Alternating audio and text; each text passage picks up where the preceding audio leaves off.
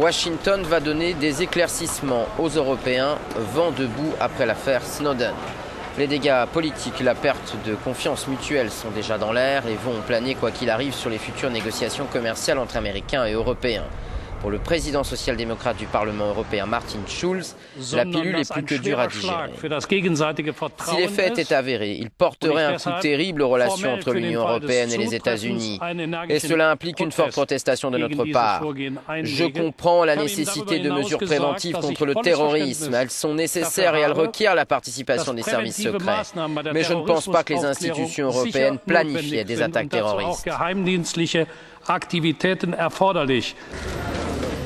Pris de court, Barack Obama tente d'éteindre l'incendie terminant sa tournée africaine en Tanzanie. Hier, le président américain a relativisé le courroux européen avec une certaine ironie. Tous les services de renseignement, les nôtres, ceux de l'Union européenne ou d'Asie, font la même chose. Ils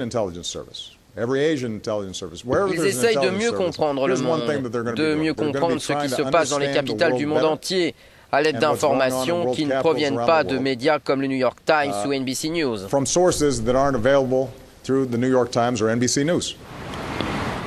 À Washington, certains diplomates européens calment toutefois le jeu, à l'image de l'ambassadeur lituanien aux États-Unis. Je ne vois pas d'impact sur nos bonnes relations habituelles avec les États-Unis.